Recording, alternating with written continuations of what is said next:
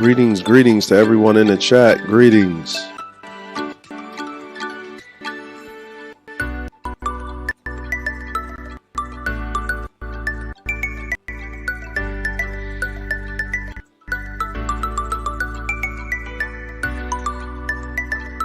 Greetings to everyone in the chat. Greetings.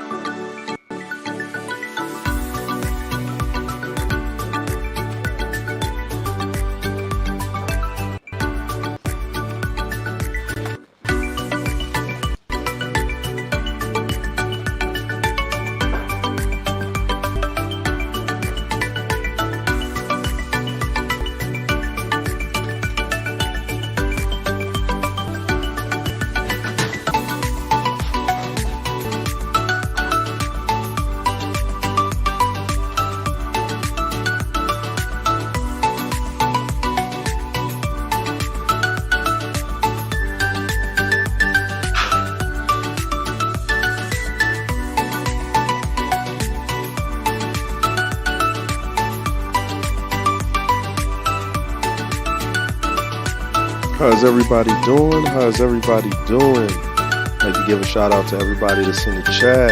Vonda, JustaskChar, Black Pill Paradise, Topaz, CRU Reality. What's going on, everybody? You know, we like to be on what they call white folk time over here. No colored people time. So we got 2 more minutes before we get the show started. So how's everybody doing? How's your weekends? How was your Monday going, your Tuesday going? How did everybody enjoy their weekends? We got a lot to cover today.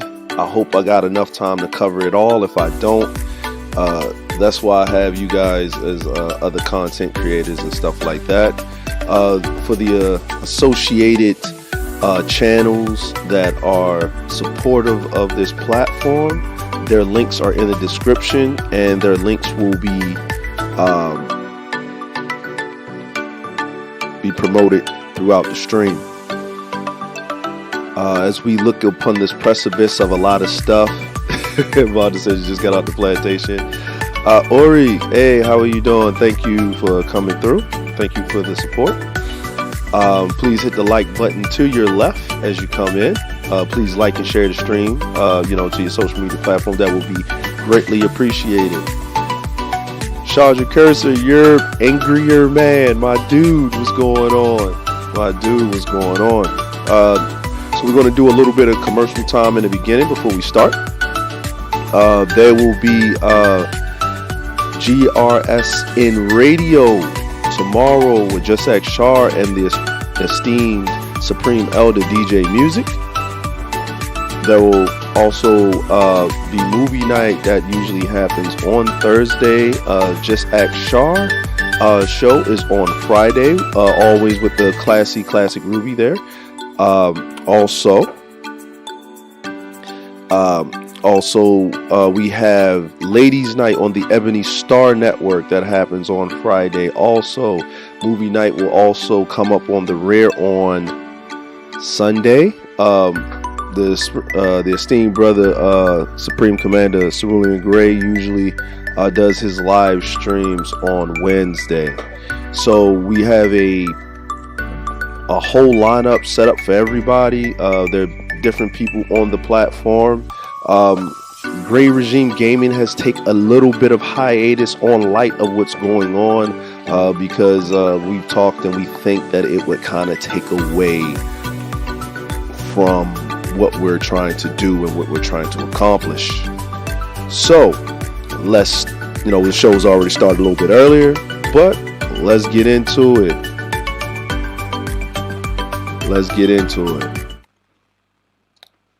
My name is DeAndre. This is JustaskChar, and this is the 1/3 show. How are you doing? How is everyone doing? Good evening, good morning, good afternoon. So today I would like to discuss something. Now, a lot of times and a lot of places that we've been, We've been fighting for the right to be seen as regular folk, the equality of such, just seen as who we are as human beings before the color of our skin is so blatant. I have a few requests, and these are the requests that I have. The request that I have is this. To the Asian community that is screaming about discrimination in the United States, do me a favor. Can you please just sit down in a corner somewhere? Just right now, just sit down. To my alphabet people, my LGBTQ people, the black community has been very welcoming of you forever and a day. We are probably the most tolerant of you. All of us sitting on this platform right now in the chat has a friend or family member that we knew was a part of that community even since they were kids, and we left them alone. We actually supported them. So, for a lot of you that are saying that we should support you, we've been supporting you from day one. So can you do one solid for us and support us by not trying to hijack our movement? Because if you are black and you are in that lifestyle, no one knows that's your lifestyle until you actually show them that, or you're actually telling a person that. But everyone knows that you're black. So please, for the people of the LGBTQ community, just for this one time, can you please sit down? Now, I have no problems with Asian people. I have no problems with the LGBTQ, but not this time will you hijack our movement. For all of you people that's in the back, yes, my palm-colored folks screaming all lives matter, most of the time, 90% of the time, when you do something egregious or when a criminal does something egregious, they do not murder the criminal. Actually, if there's a massive mass killing, usually the criminal kills themselves. They try to take them in alive by any means possible. So please, with your all lives matter, sit down somewhere. Now, this is what I need to say, because this is something that is very telling. Now, we're looking at this right here. This graphic shows you something. This is a peaceful protest. In your face. It's been going on for a while. We've been raising our fists in solidarity with black gloves. We've been kneeling. We've been marching. We've been bitten by dogs. We've been sprayed down with fire hoses. We've watched time and time again how the police, the armed militia of the state, not the federal government, but the state. The National Guard is a armed militia, state funded.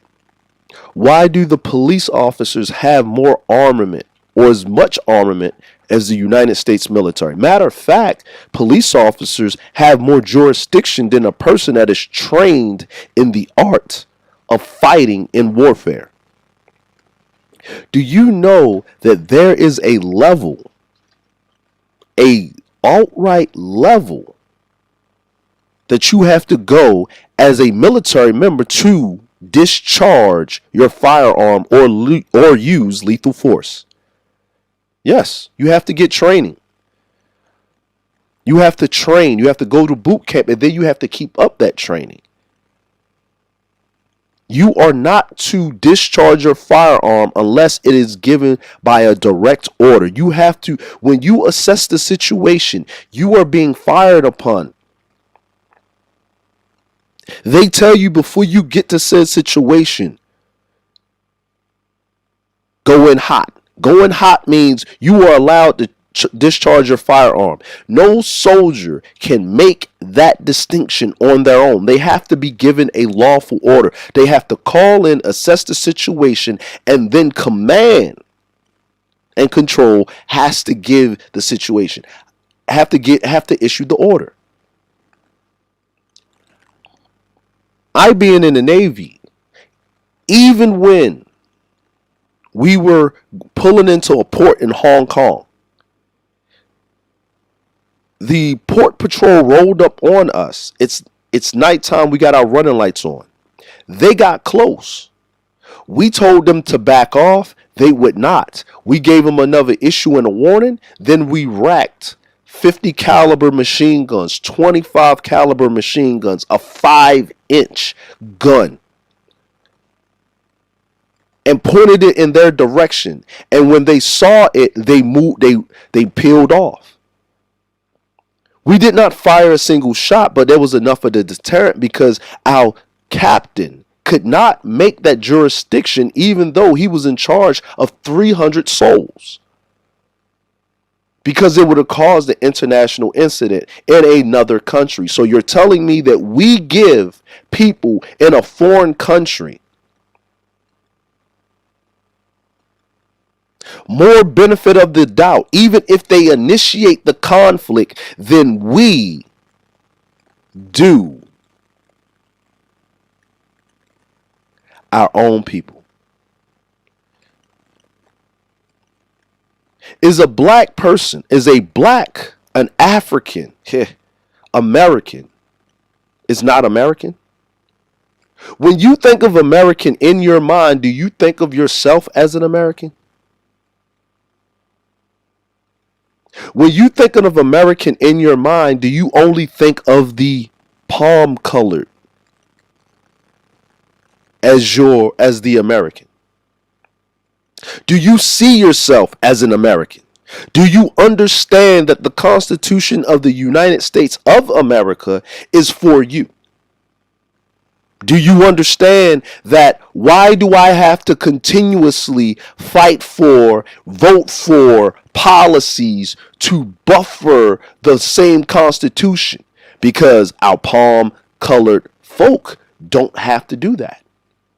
Our palm-colored brethrens don't have to do that. They already did that. They did that 400 years ago with the help of us, mind you. They did it 400 years ago. 1776, on July 4th, the Declaration of Independence was signed, and it was upheld by other countries with the help of Spain and France, backing the forefathers of the nation of America. We built this country off the sweat and blood of our backs. There are children, there are women, there are men. They're finding mass graves before and after the Emancipation Proclamation. But yet, when we protest the injustices, we are directed on how to do it. No, you can't peacefully protest by kneeling when the national anthem is going, even though it was written. The national anthem was written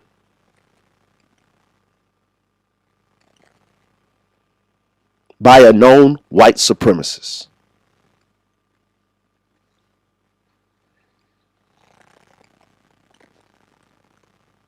So we are protesting the very stranglehold of society. We ourselves are spoils of war. Now, let's move forward.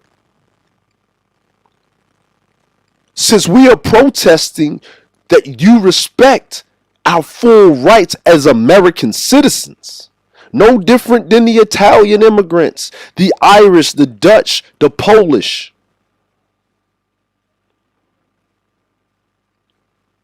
the Arab, the Chinese, the Japanese, the Pacific Islander, the Native American. The very sport that makes billions of dollars was actually invented by the native people, the indigenous people of this so-called land of America. So the people that made the sport, that that are ran and in charge of by 100% white people. Think about that. The NFL is 70% employed by black folk, but the people that sign the checks that are in charge are 100% white. And it's a fraternity. You can't put up no equal opportunity because it is a private corporation. Then the president of the United States come out and tells you, no, you can't protest that way. Matter of fact, nobody should watch the NFL. Boycott the NFL because I don't like how they're protesting peacefully, violating the constitutional rights of the United States of America. Your constitutional rights. But it's okay to kill a man in the streets.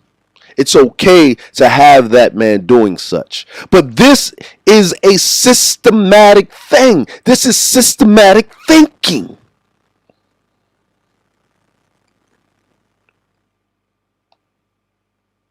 And I'm going to show you how systematic this thinking is.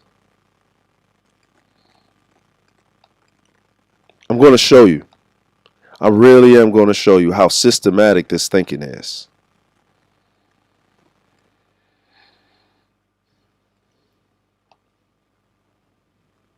Let's roll the footage.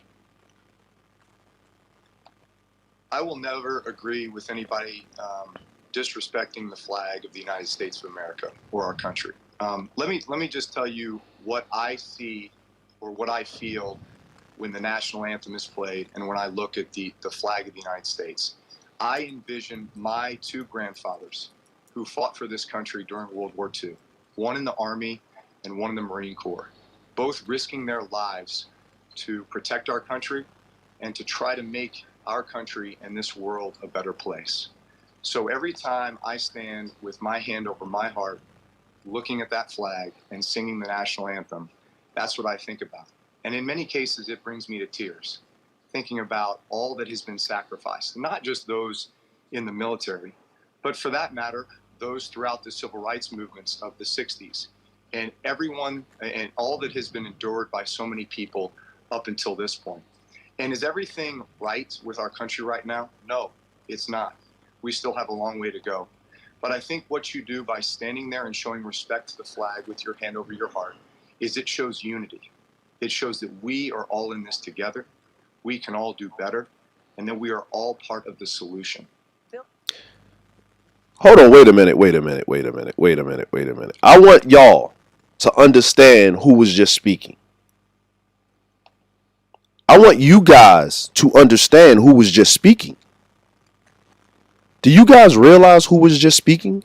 That guy was Drew Brees. Drew Brees. That was Drew Brees. Now, since this went live and it went, viral and he was getting all his backlash, he then since backed up and apologized.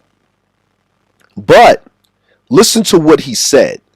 By you standing there, I don't care what you're going through. You need to show unity.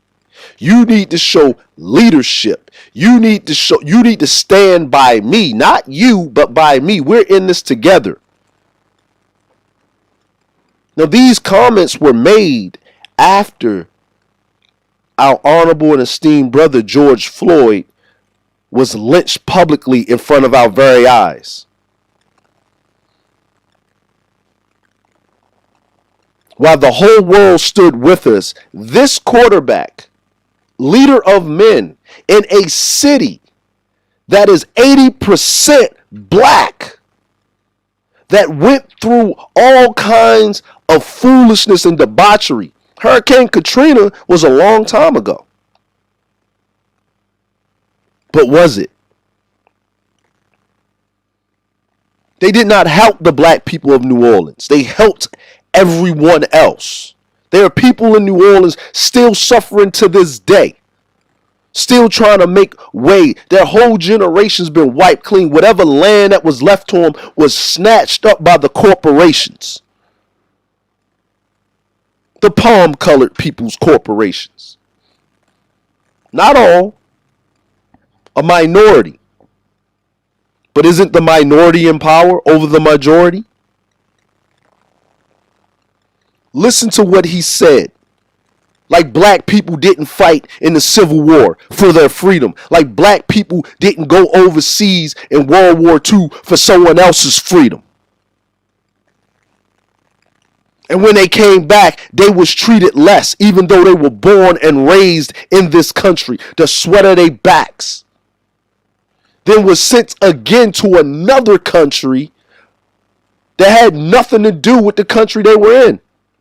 Oh, have we not forget about our honorable Muhammad Ali saying he will not go and fight that Viet Cong man because that man ain't never called him a nigga.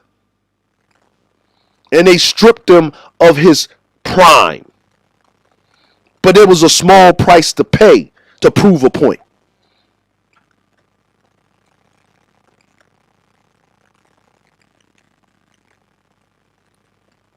Now, Mr. Brees, to his credit, he has apologized. But right after him, someone else. This is the Broncos rookie quarterback, just drafted by the Denver Broncos. Let's see what he has to say. Because, you know, we got this old saying, man, it's not as racist as it is down south. Last time I checked, Denver's up north. But I digress. Let's go with it. Rookie quarterback Jake Fromm apologized after screenshots emerged of a text conversation from 2019 in which he claimed only, quote, elite white people should be able to purchase guns. The conversations were posted to Twitter early on Thursday morning. Here's what Fromm said in these conversations, quote, but no guns are good. They need to let me get suppressors, before adding, just make them very expensive so only elite white people can get them. Ha ha. Whoa, whoa, whoa, whoa, whoa, whoa, whoa, whoa, whoa, whoa. Hold, what did he just say? What did he just say? He said, no guns are good. They're all bad, but let me get suppressors. Let me get a suppressor and only have them for elite white people. So even the rich white people don't like the down and trodden white folk. I guess what Dave Chappelle was right. He said, you know what racist white folk hate worse? Is poor white folk. Yeah, that's news to us, right? He just said it. Elite white people. Well, if you go from making next to nothing in college, supposedly, and then you go to the NFL and you're signed to a $13 million contract, now you're in the top 1%. Of course you're the elite white person. What's up with these suppressors, bruh? You only put a suppressor or a silencer on a weapon when you don't want to be heard, when you're trying to enact an art of assassination. Only special forces and assassination groups use suppressors. Even when they go hunting in the forest, it is a gentleman's thing between hunters not to use suppressors on firearms. So each hunter knows where each hunter is. And so you do not kill too many of the game, the wild game that you're hunting. But he wants suppressors. It is hard for a black person to own a weapon, but I'll keep it going. Fromm has since apologized, saying he is extremely sorry that I chose the words elite white person in a text message conversation, although I never meant to imply that I am an elite white person. Now, this was in September. He just got drafted, so yes, he's right. He was not an elite white person, but he was trying to be an elite white person, and I'm going to apologize because I don't want you to remove me from my elite white person status. Quarterback, University of Georgia. High draft pick. Elite white person. I am extremely sorry that I chose to use the words elite white person in a text message conversation. He didn't just piss off the black folk, because we expect this. He pissed off the downtrodden white folk.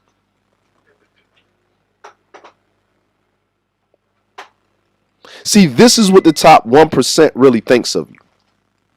Thinks of everybody, really. Look at him. Take a good picture. Look at him. Look at him. Chiseled chin. Hollywood smile. Looks like a politician in the running, right?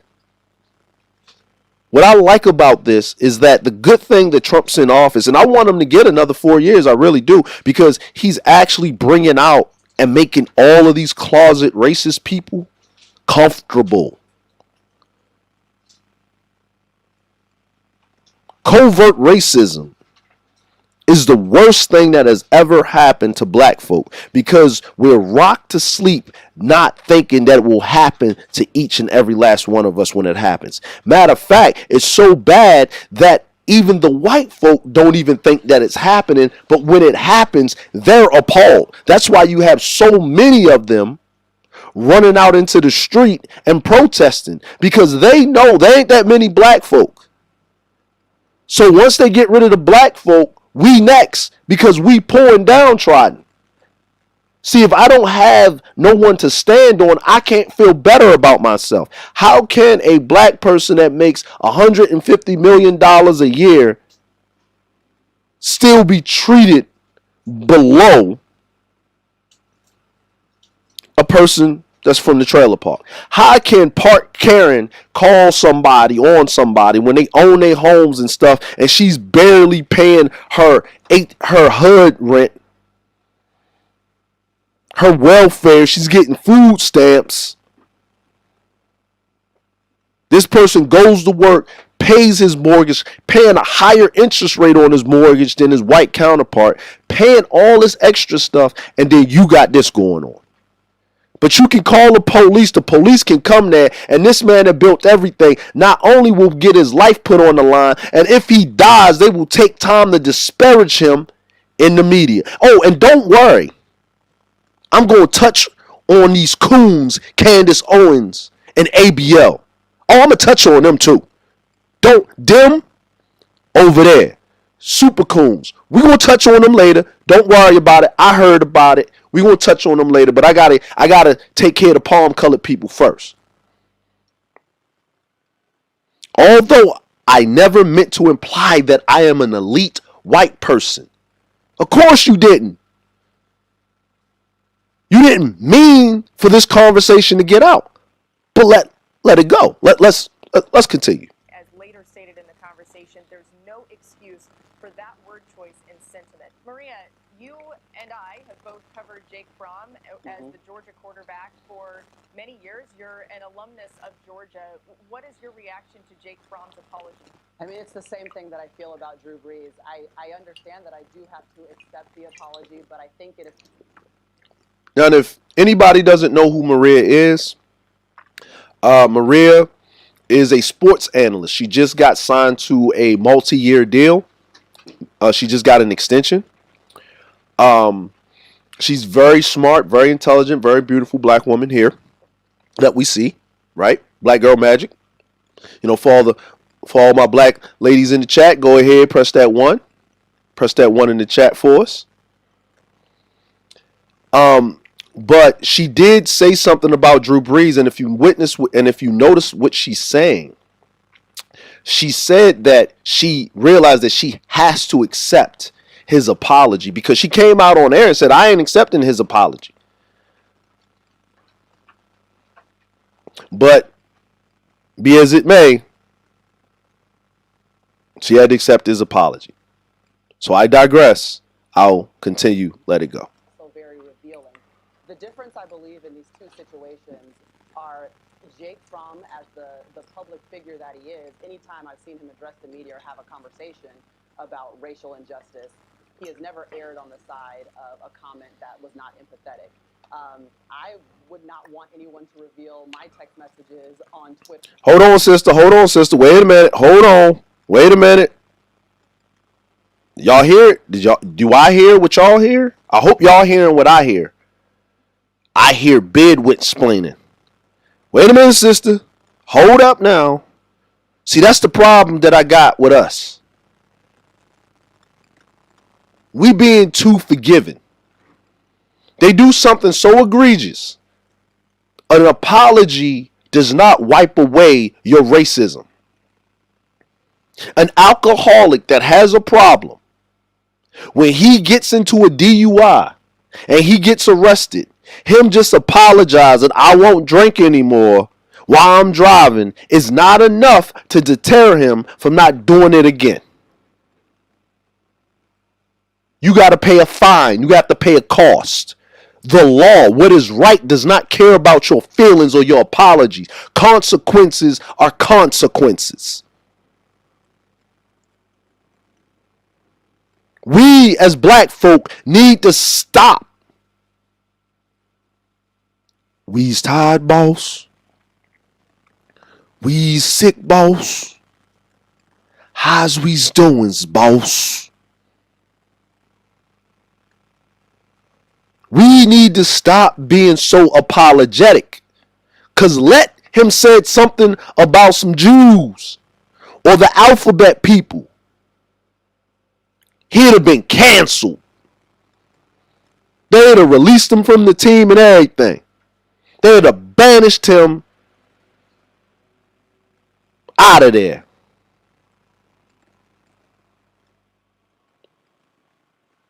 But she doesn't let us down, so I'm gonna let it play. Either, but I think I'm getting back to that heart situation and the conversations that we are having behind closed doors. A lot of people are having to assess the way they are talking about race to their friends, to their family, and Jake Fromm does need to issue an apology. And I don't know if he can completely change, but I do know that he is a 21-year-old at the end of the day. And so he is young, he has made a poor decision, and I hope that he calls me honestly, because I would love to talk to him about it. We ain't got nothing to talk about, homie.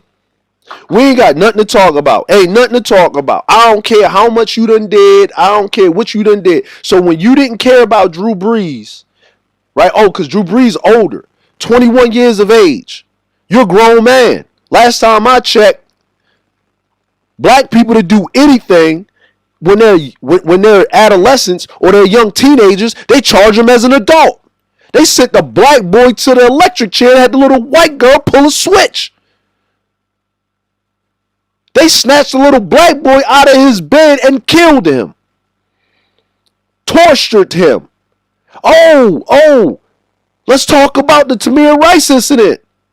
He was playing with a toy gun in the park and they murdered him because they thought he was an adult. So I don't want to hear this type of excuse. Why are you bedwitch splaining? Because he looks a little pleasing to the eye? All these accolades? You did this on live television.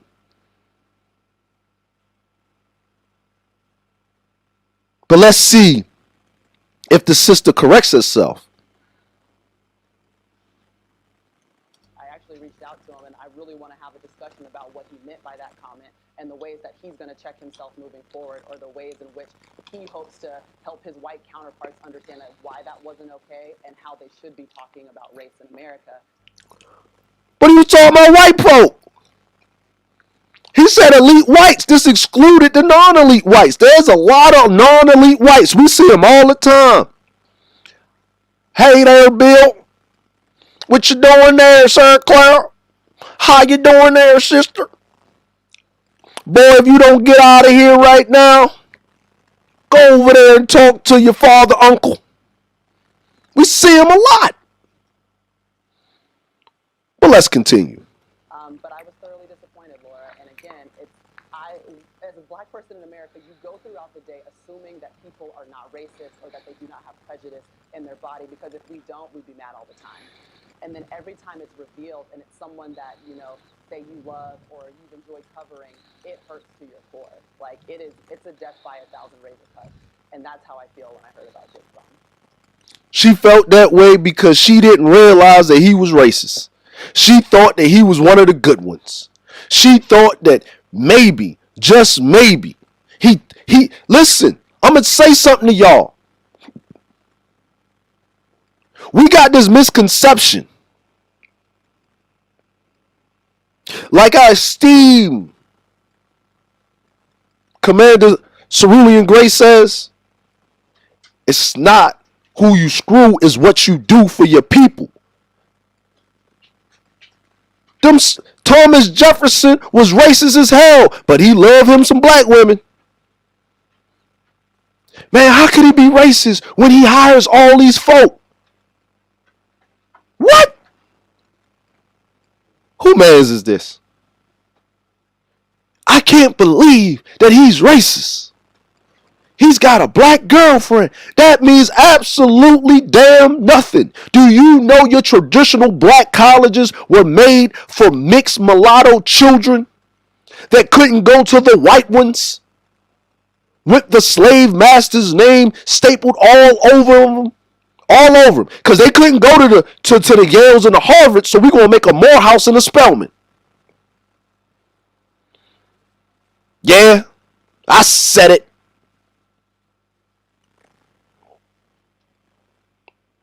If you don't like what I'm saying,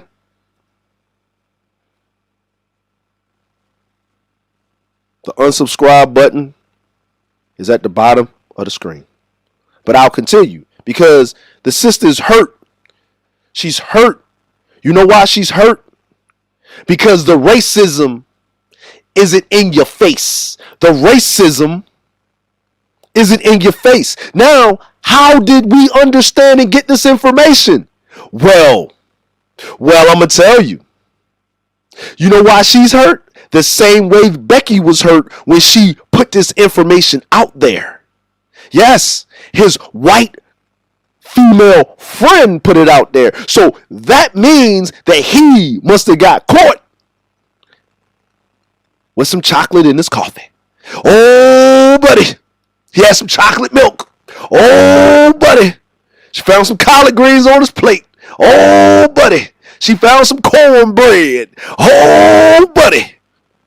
She got mad. And she didn't do it because she liked black folk. She didn't do it because it was the right thing to do. She did it because she saw her replacement coming and she didn't like it.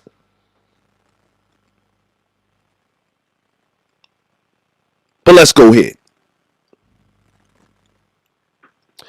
Now what we got is the residential coon in chief himself, Stephen A. Smith. Now I have noticed that there has been a division in coonery lately. There has been levels to coonery lately.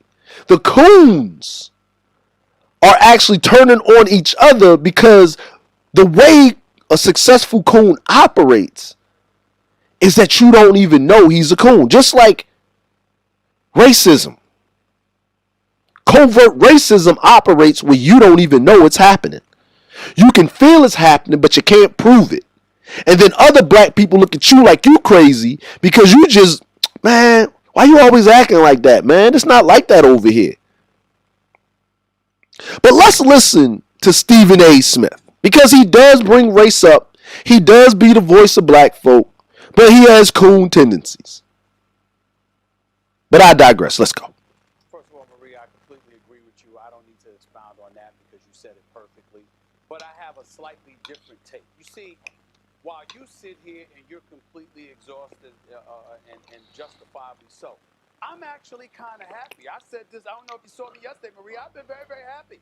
I was happy, and I don't use the word like happy with what happened, but it's what emanates from it. I like the fact that, I don't like the fact that it was Drew Brees considering his history leading up to it, but I like the fact it happened. To Jake Fromm, I like the fact it happened because guess what? As a black man, we've been dealing with this. And by the way, we're going to continue to deal with this. And guess what? I don't want to discourage them from being honest. I don't want to discourage them from being truthful and revealing themselves because it's highlighting what we know have existed existed, what we've known to have existed our entire lives.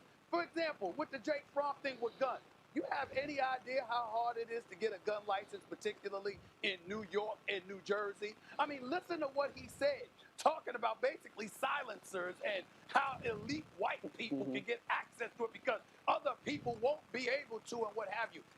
Whoa, whoa, whoa, whoa, whoa, whoa, whoa, whoa, whoa, whoa, whoa, whoa, whoa. Whoa, whoa, whoa, whoa, whoa. Whoa, whoa, whoa, whoa, whoa, whoa. Right? Whoa, whoa, whoa. Whoa, whoa, whoa. Did y'all hear that? Did y'all hear that? Whoa, whoa, whoa, whoa, whoa. Stephen A. Smith. Stephen A. Smith. Making all kinds of sense. All kinds of sense. Now, he had to say it because he's got a little bit more seniority than the sister does. And ESPN pays him a whopping amount of money, so they just can't fire him. So he has a little bit more leeway, and he is the star. Because if Stephen A. Smith leaves, a lot of people are leaving with him. White people like watching Stephen A. Smith. Black people kind of don't, but they still watch him. But then if he goes over to Fox, then they're pretty much, Disney's going to be pissed. But let's move on. But he did make a point there, right? I want them to be truthful. I want them to open their mouths. I want them to say what's on their mind. You know why? Because they can't hide it. I mean, if you remember when the pandemic hit, and Max, I know you know this, what went up? Gun sales.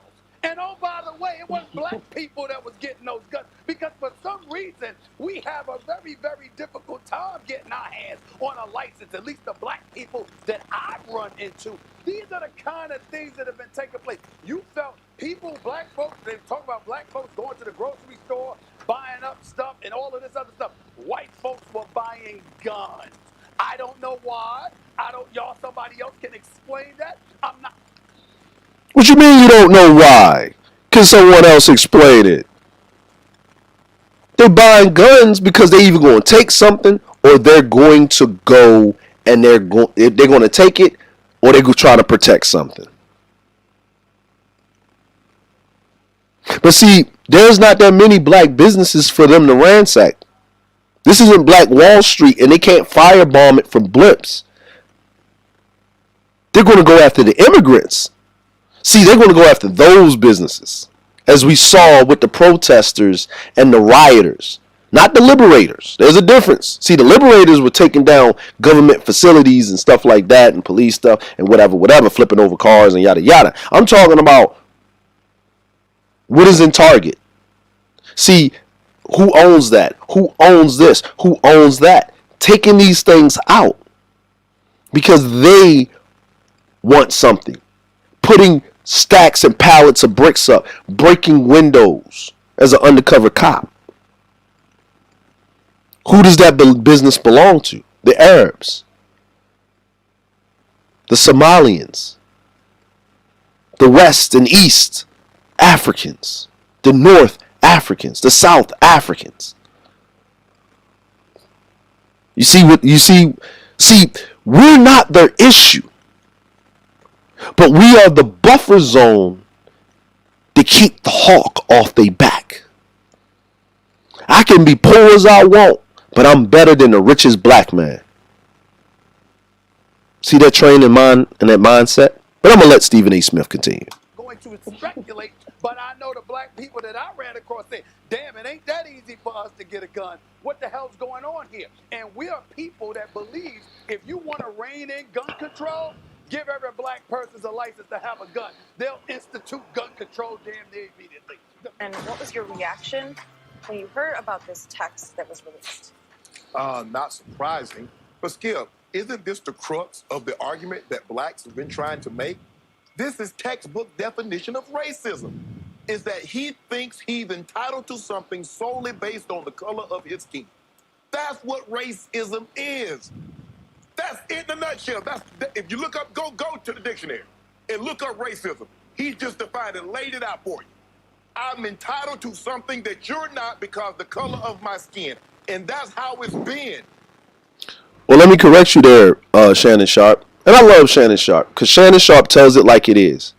If y'all don't know, Shannon Sharp grew up with his grandparents on a sharecropping. That means that his grandparents had to work the land and till the land for the white folk. He actually grew up 45 minutes away from where Ahmaud Arbery was shot. NFL Hall of Famer, but whenever he speaks on black issues, he even called Ray Lewis to the table when Ray Lewis was talking about everybody pray, and he even called Ray Lewis coonery out right there. So, if anything, I give Shannon Sharp a lot of credit because he's always been on the stance and he's always been consistent. But he wasn't just talking about black folks, Shannon Sharp. He wasn't talking about the minorities. He was talking about white folk, downtrodden, beaten down white folk. That's a lot of things we missing. That's a lot of things we missing. Since the inception, since we first landed here, brought here in 1619, you lower than I am because you're darker than me. You're black, I'm white, I'm better, I'm smarter. That's it. Skip, I believe over the next 3 to 6 months, you're going to see a lot of this stuff start to spill out. Agreed. I think, and remember, Skip, I told you 3 people to tell you the truth. Drunks, kids, and angry people. Whoa, Shannon. Whoa. Uncle Shay, you're dropping too much knowledge right there. You're dropping too much knowledge right there.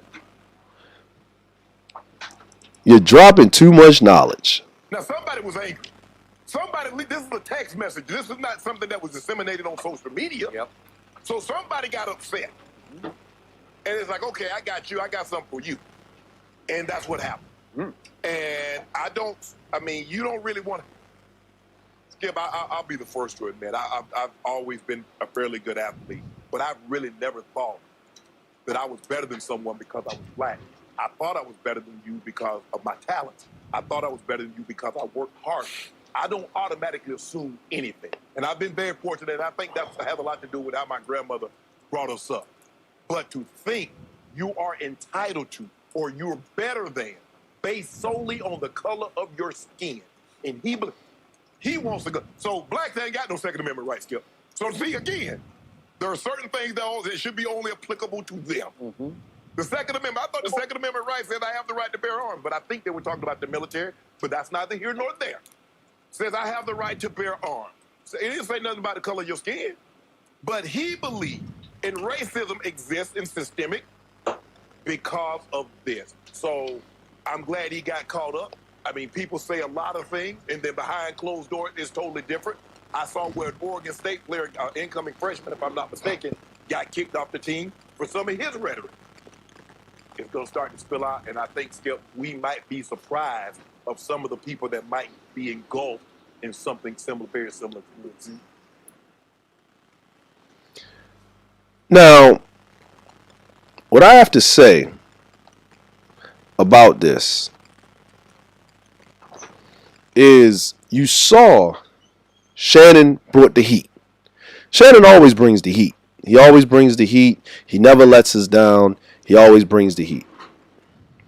With unequivocally, Shannon Sharp brings the heat. And he tells it like it is. You're looking at 2 sports stations. Now, here's the crazy part. ESPN is ran by Disney. It's considered a liberal sports station. They talk about black issues. They have a lot of black anchors and stuff like that. Fox Sports is under Fox News. Conservative. So how is the black man having more free realm to speak on a platform and really say what he's feeling on Fox versus on the liberal because they were menacing their words and alluding to and saying this and saying that? I want to know. I really want to know. That's crazy. That is really crazy. So, Now, I'm going to continue with what we're talking about, because now we got to get into something else. We're going to switch speeds a little bit.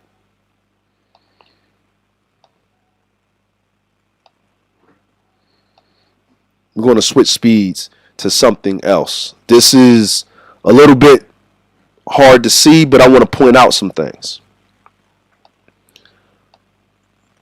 So bear with me, guys. Now, I'm letting y'all know this is going to be a little bit stomach wrenching, but if you're here for truth, you're just going to have to bear with it. Oh God! Oh God! Oh God! Oh God! Oh God! No! No! Oh God! Oh Jesus! Oh God! Oh God!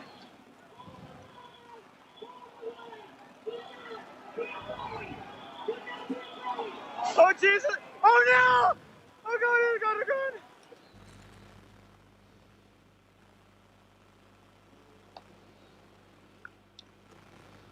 Now,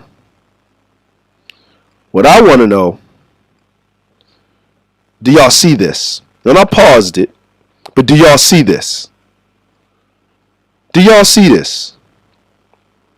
This was a peaceful protest. White folk, black folk there, everybody's there. This man drove his car to hit protesters. Then he knew the street was blocked off because you could see the barricades. Let me bring it back so you understand what's going on here.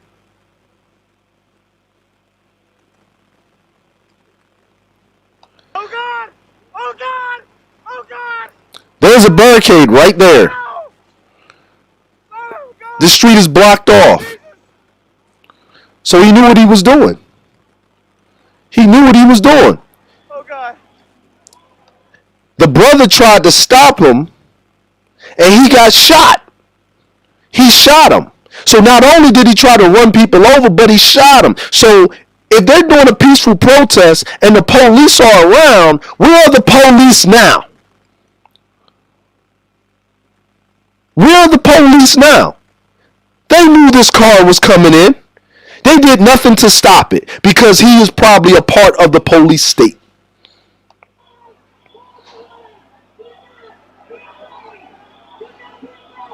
Oh Jesus! Oh no! Oh God! Oh God! Oh God! Oh Jesus Christ! Look, and he got right out. He got right out. And if you watch him, look how they zoomed in. Hold on. Hold on. Look at that gun.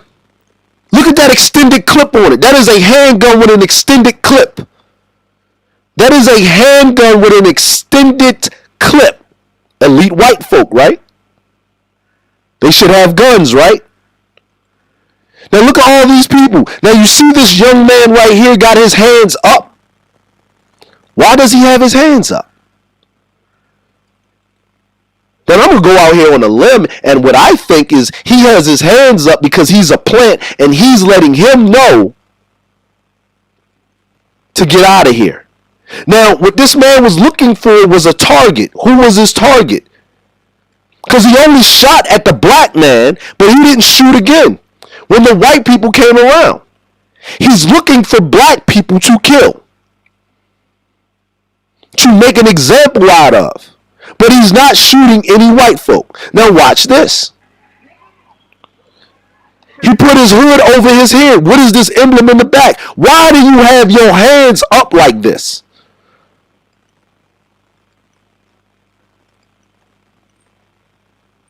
Got a gun. These people are acting too calm. Right here in this vicinity, these people are acting too calm to see a man just run into some people and shoot some folk. Oh God! He knew exactly where to go to. Look how he's walking through the crowd. Look how he's moving. No, no. Right? He's running, and then now they're coming after him. Wow. Wow. Wow. Wow. Wow. But That's a white supremacist group right there, isn't it? Let's talk about Antifa. Let's talk about all these other people, but we won't make the Ku Klux Klan a terrorist organization, even though they've been terrorizing American citizens. Oh, we don't consider black folk American citizens. We still consider them slaves. Remember, Donald Trump is 73 years of age. He was born in 1945. Now, this is according to Wiki or whatever. They usually hide people's real age. Joe Biden is almost 80.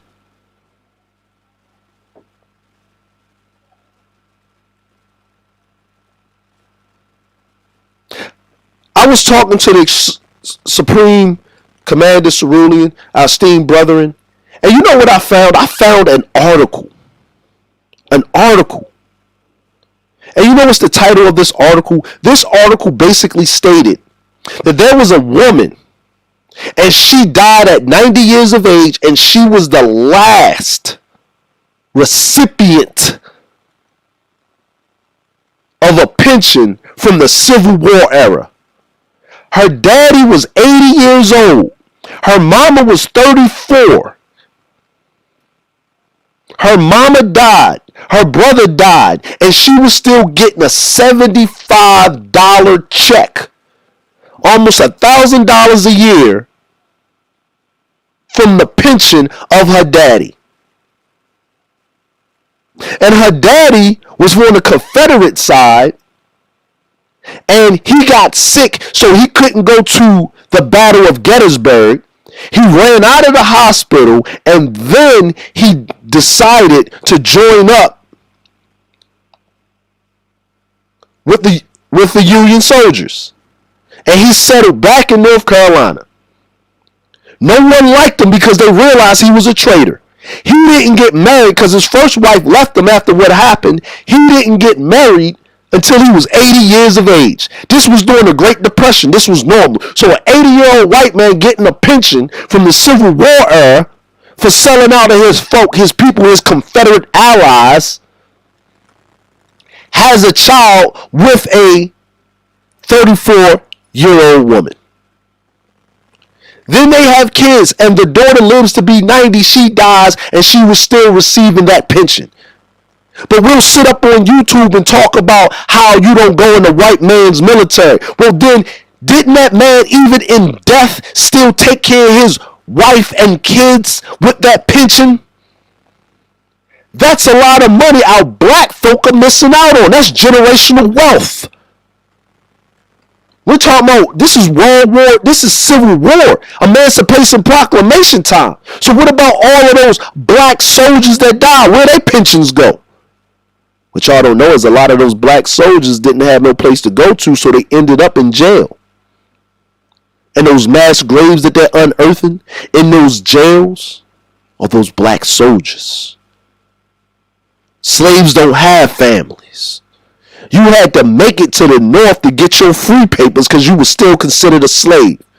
Or what happens if your enlistment papers got burnt up?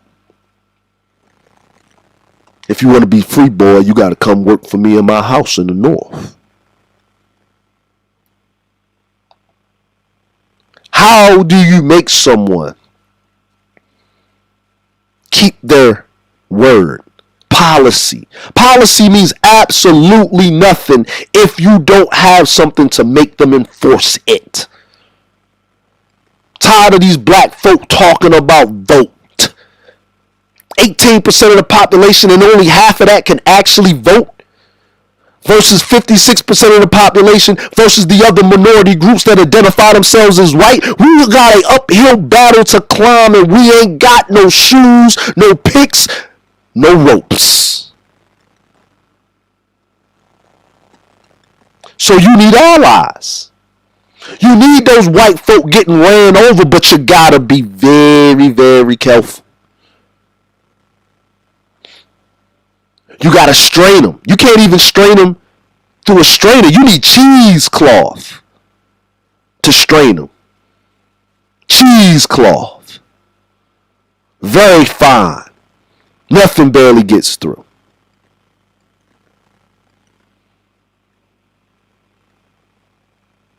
And what I'm trying to say is this. The man that plowed a car into protesters is a Ku Klux Klan leader. I don't see our esteemed president, Mr. 4-5, out there running his mouth.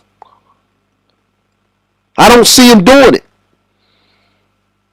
See, it's so much stuff that I find daily that I can't keep up. But I digress. So I'm going to continue on with the presentation because that really unnerved me like it unnerved you. Now, we have a contingent of black women on YouTube, and you know who you are, so I'm going to call you the bitter, butthurt broads of America. I'm not going to put black in there because your black card has been revoked. You know who you is.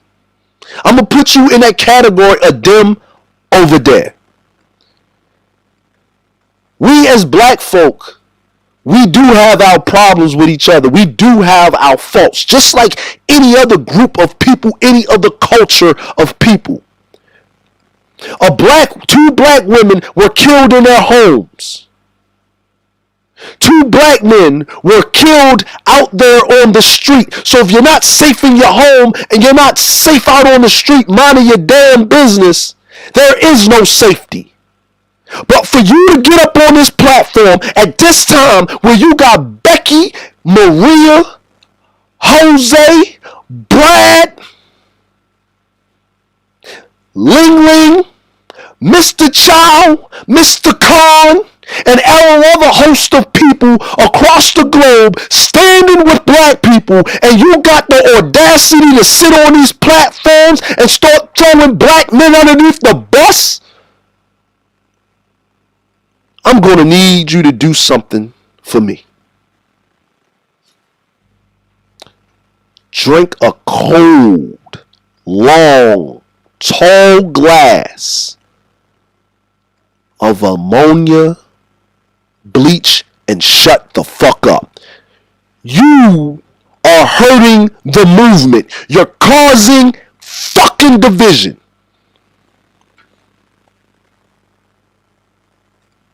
That's why you're by yourself. That's why you're not happy, because you complain, and when people are moving and doing shit, you're not getting on board. You're complaining because they didn't do it fast enough. They didn't do it quick enough. Oh, when they did do it, why didn't they do it before? Why they ain't doing it now? Why you got these people there? Why you ain't got they people there? Shut the fuck up.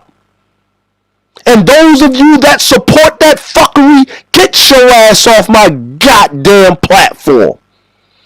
I'm tired of these bid witch splaining, coon splaining, division running, Negroes running around here, them over there in the bitter butthurt broads of America. I'm not going to call you black because you don't deserve that, because black people and niggas are noble creatures. We have a standard to the point of our detriment, because soon as you apologize, that's all we want. We are so forgiven. I'm tired of being forgiven.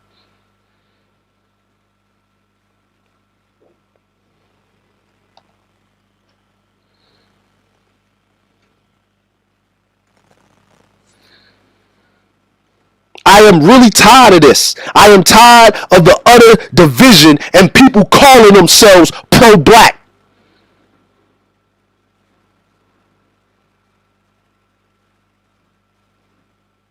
It's no different than them over there always running black women name into the dirt. But now you giving them cause to pause when we out here windmilling for y'all. And then you over here throwing rocks behind our back while we take the brunt. I'm not talking about the sisters that's on code. I'm not talking about the brothers that's on code. This has nothing to do with you. I am differentiating because we have coons among us. And there are people that don't even think they're coons. You that hurt? Go see a goddamn therapist. Get your ass off of YouTube. Stop running your mouth. Go in radio silence right now. up there disparaging, throwing black men underneath the bus. Black men, black women are coming together. That man died in the dirt, calling for his mama, his black mama, wondering where his kids at, who gonna protect him. Even the head bid witches in charge, Oprah and Gail, had to bow down and say enough is enough. So who the hell is you to sit up here in these streets and say these things? And those of you to support him too. I'm getting tired of this.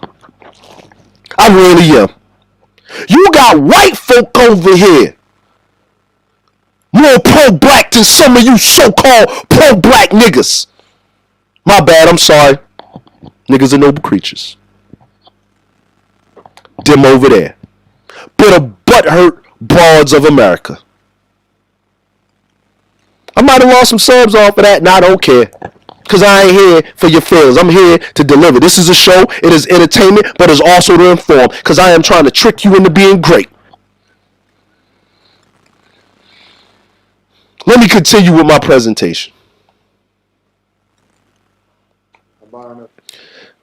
Now, I don't know if a lot of you saw this because I like to end my presentations on a high note.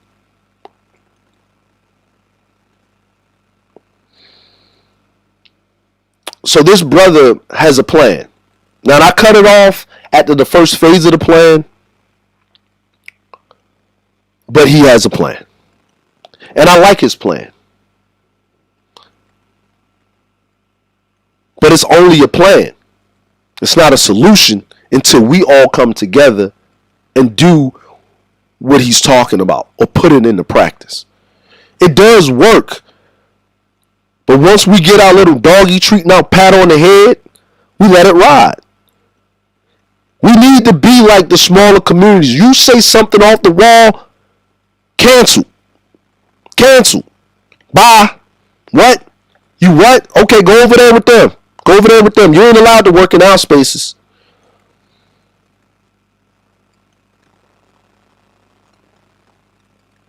You have been excommunicated from the church. It's what you prove. It's not what you say out of your mouth. It's your actions. No one's going to beg you to be great. Abba no bliss. What are we doing? But I'm going to let this brother speak. Wilson, founder of the Wilson Academy. The riots that have taken place all over the country and now all over the world are inevitable. Contrary to the opinions of some, the riots are both effective and necessary. The problem is, it's not a sustainable path to get it. But then the recognize what it's supposed to do. That's what this message is about. What we're going to do. Young people, college students, high school students, you're ready to act. You're ready to fight. But no one's listening to you. They just keep telling you to go home. But I hear you. We have a plan. In order to find a solution, we must first understand why this is happening. The reason that officers of the law and private citizens acting as if they're officers of the law continue to murder us is because we can offer no consequences. For example, the reason you don't see Jewish people being murdered by police is because the Jewish community can provide economic consequences. They own things collectively. They're well invested in the media and the law. And they've built a strong community by focusing on exclusive internal growth and wealth building. But when members of the black community are murdered by white officers or vigilantes, who peacefully protest, focus on whatever election is upcoming, ultimately there are no convictions for the criminal. There's something that we miss about how the civil rights movement was effective. Protesting was just the beginning. It was to unify the people and bring attention to the issue. But the next step was always economic action, boycotting, investing in our communities. Then that economic action is what forced legislation. The reason our efforts continue to fail is because we first of all keep asking for change instead of forcing it. But secondly, because we keep skipping a critical step in the process. So what do we want? Well, in the short term, we demand justice. In the long term, we demand reform. But we must be specific if we are to hold our nation accountable. So we demand three things. One, We demand convictions and equitable and appropriate prison time for all officers involved in the murders of Breonna Taylor and George Floyd and all parties involved in the lynching of Ahmaud Arbery. 2, we demand legislation that ensures independent review of public safety officers. And 3, we demand a modification to the standards by which officers can be prosecuted. I'm sure you've heard people say, if you want change, get to the polls.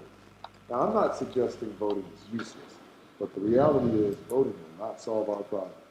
In fact, we cannot allow ourselves to become distracted by political affiliations. The only way to get the change we seek is to show strength both economically and physically. So first, let's address physical strength. It is both irrational and un-American for us to continue to be met with force and not respond in kind. This is why we need all able Black Americans to exercise their constitutional rights and legally acquire a firearm. Perhaps Ahmaud Arbery wouldn't be alive right now had he been able to defend himself against the thugs who lynched him. I will never.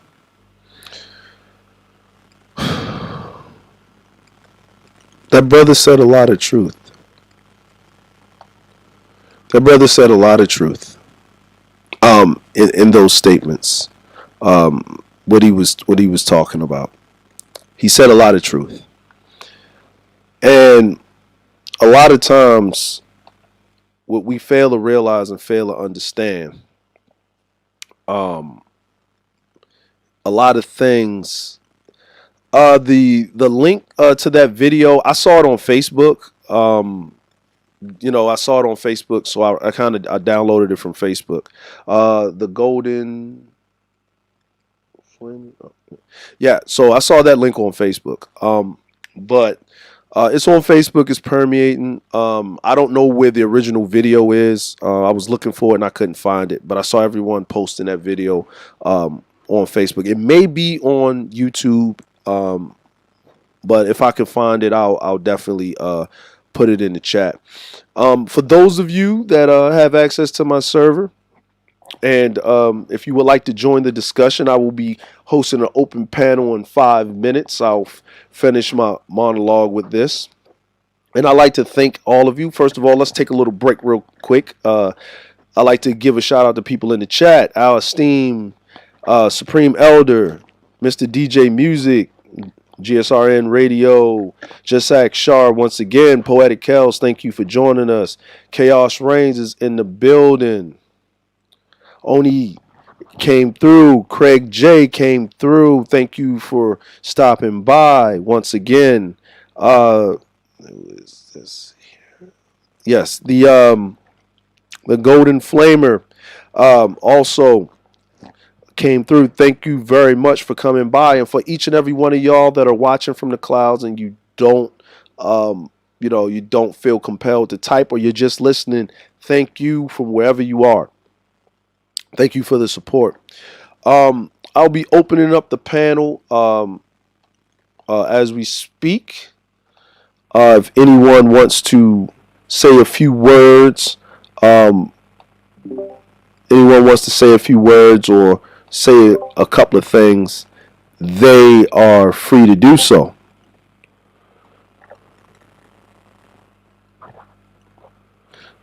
They're free to do so. So if we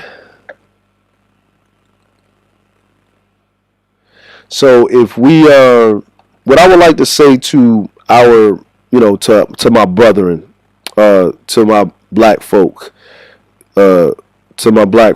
everywhere, is that we have to get ourselves together and move forward.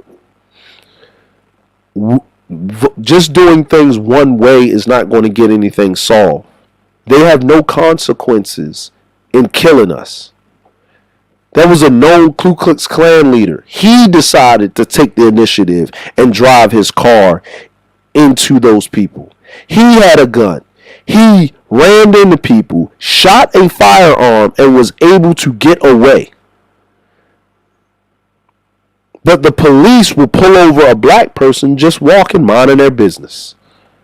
And I bet you he was taken alive, right? Where was the lethal force? That was the time that the police should have showed their strength, but they didn't. It was the citizen, the everyday, regular citizen. Now, I was talking to Classic Ruby, our esteemed sister, and she brought something up. That the police are not a monkey wrench. In so many words, I'm paraphrasing to what she said. The police are not a monkey wrench to what's going on. The police are not they're not healthcare workers. They're not mental health. They're there to arrest criminals. The police officer should not be giving you a ticket on the highway, right? To enforce. If you're speeding on the highway, they got cameras set up. The camera will send you something in the mail. It will be a ticket in the mail. You get so many points on your license will be suspended. They can have the police meet you at the off-ramp if your license is suspended because the cameras will watch you. We have technology. Think about it like this. We have the technology. Like right now, you can go on your phone, go in Google Maps, and see your house up close and personal. Up close and personal. That is amazing and outstanding. So what I would like to do right now, and I would like to ask all of the moderators that have their respective channels and things that are going on, please, by all means, drop those links into the chat so we can get the other people here, because I do believe in supporting those that support me. My friend CJ, my bro, my homie, I'm an only child, but, I have a lot of adopted brothers, and he is one of them. That is my dude, and we'll do anything for each other. And he said something to me that didn't need no explanations one time, and he said, how can you give constructive criticism when you ain't construct shit? How can you give constructive criticism when you ain't construct shit? We as black folk need to construct our own. And not only our own, but we need to protect our own.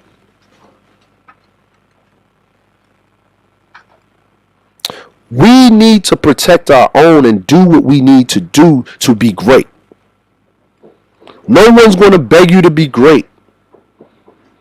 Greatness is in each and every one of us. It's there.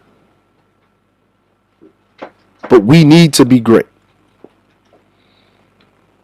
I would like to thank all of you for coming by, giving me this 90 minutes of your time. I'd like to thank each and every last one of you for coming in, for coming by. Hold on, we have Sharja Cursor right here. Greetings, esteemed brethren. I'll give you the floor. Good evening. Good evening, good evening. Good evening. One of the things that you keep touching on is, we got to unify. We can't sit here fighting each other. We can't sit here, spending time, disparaging each other right now when this is a critical point in time for us as a people. The problem that occurred in the civil rights era, some would say, is that we stopped there. We didn't keep the push forward.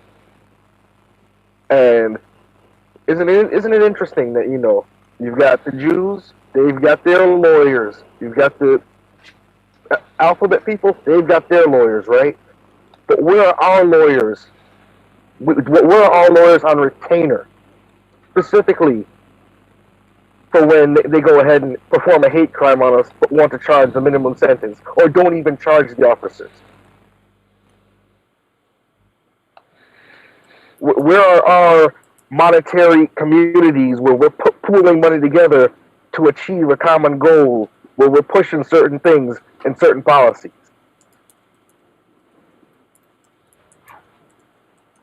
Once again, it comes down to how we build. Exactly. And now that we're seeing the cooning as it comes out, we're also seeing the racism as it comes out. How are we taking action on an individual level and on a community level? Indeed. Now, we heard some very good suggestions.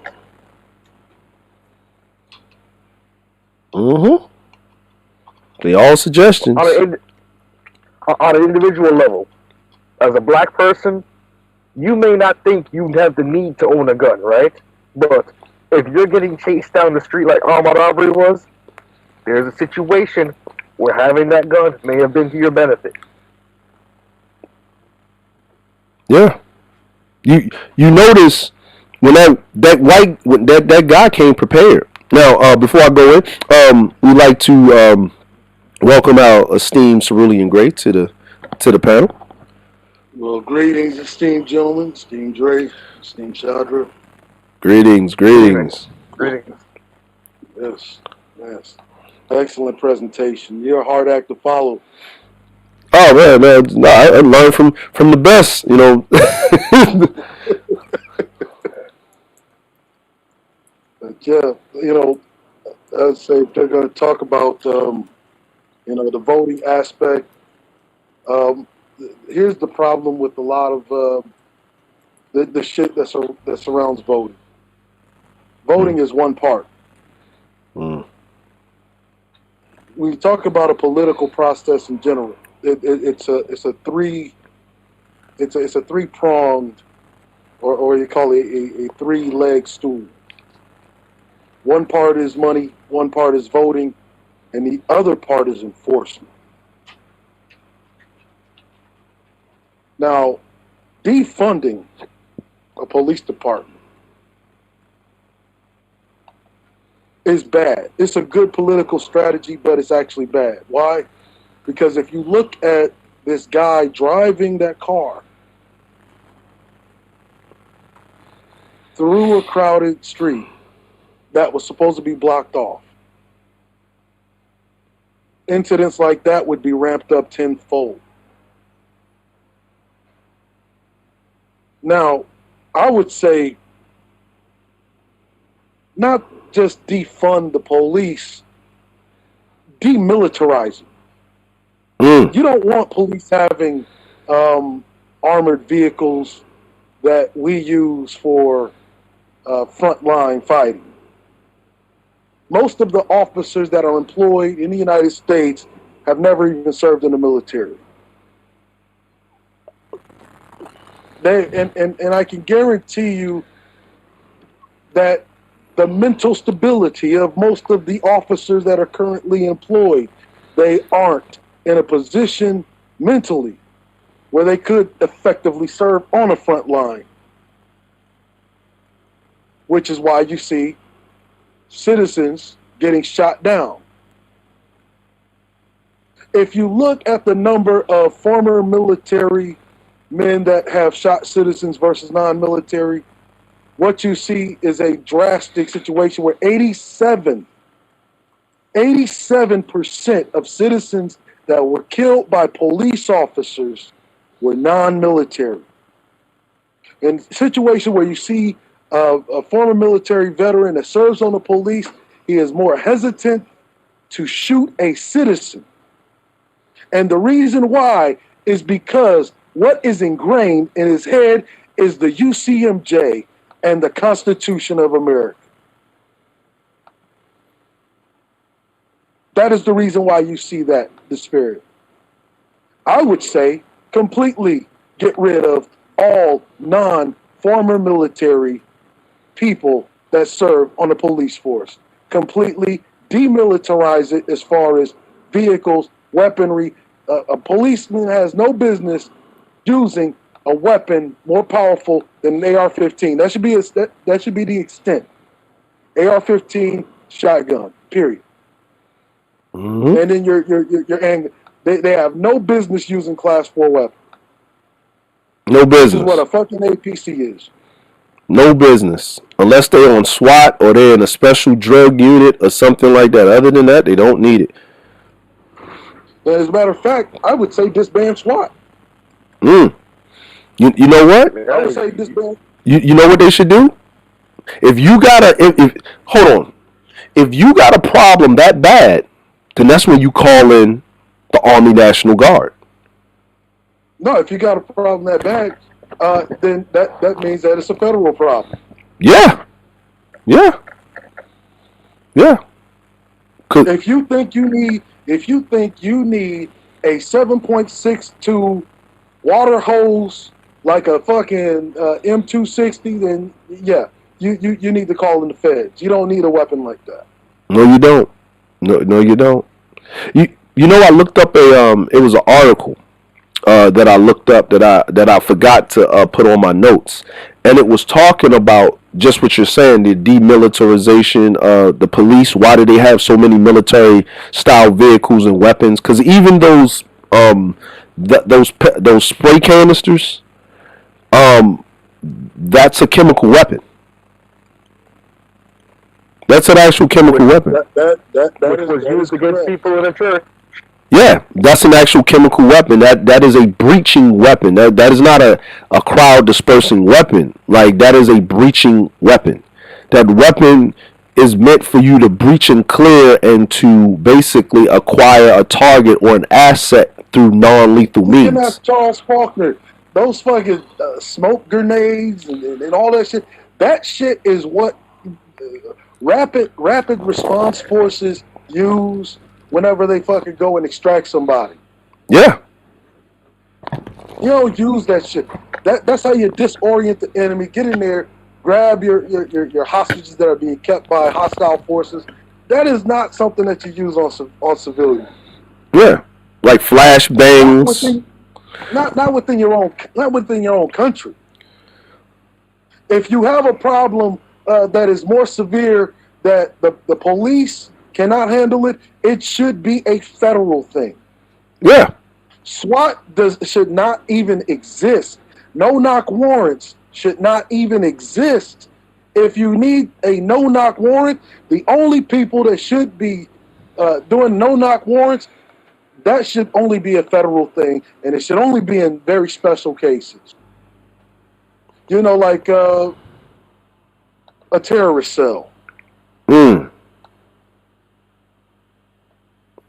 But see, what people don't understand is that the police force here in America is akin to a terrorist organization. Not only to a terrorist organization, but it is a domestic military force.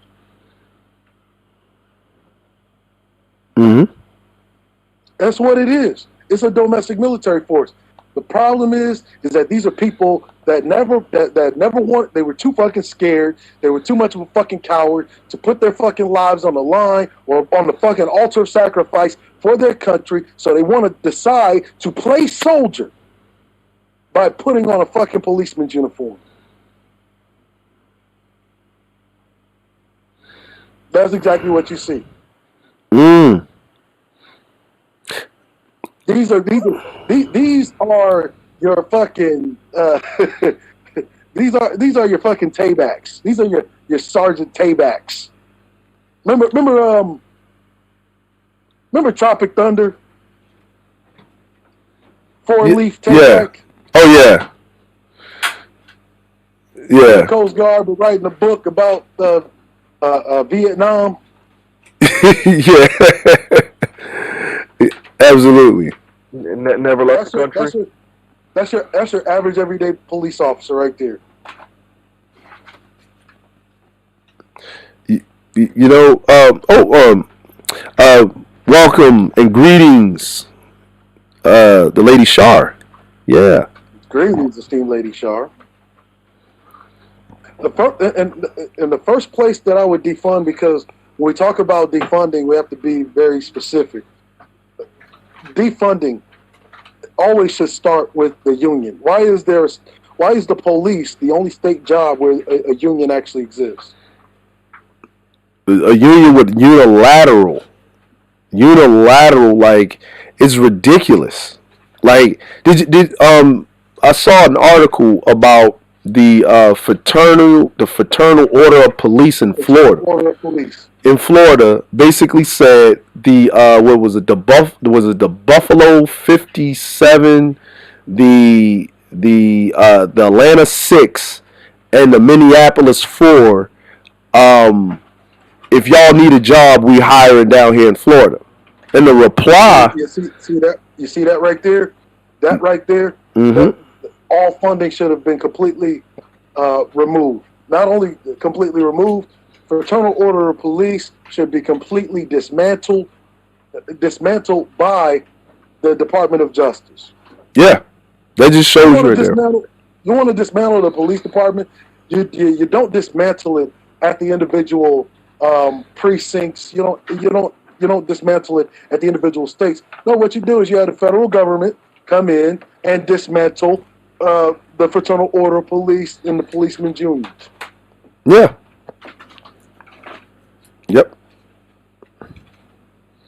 Yep.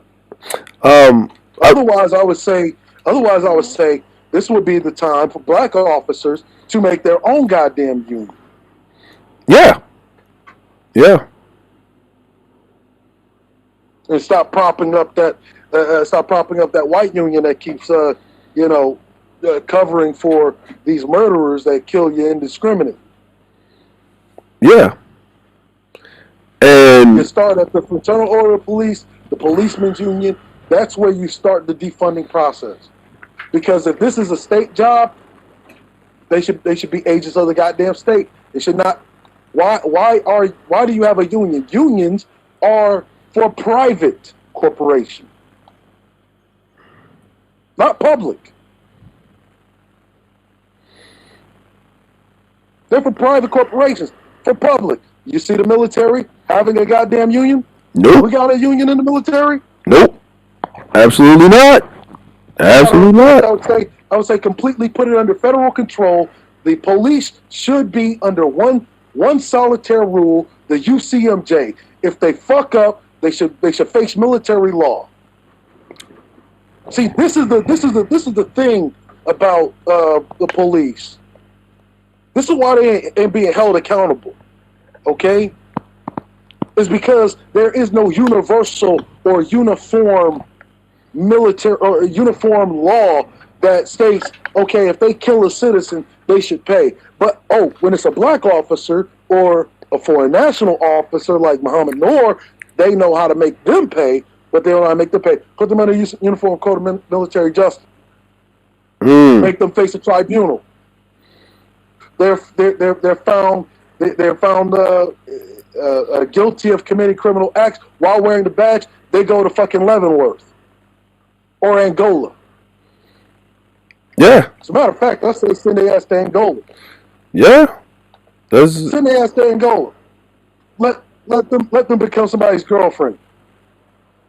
These are you know what's really and while you're talking about this, I remember Steve Lady Shar said something about the police supposed to have some type of insurance, right? Some liability insurance or something like that, right? She was bringing that up. Shar, can you expound on that just a little bit, just to refresh everybody's memory, because I don't want to misquote you since you're here. Because there was an actual article that brought that up. They must have been hearing Shar from the clouds.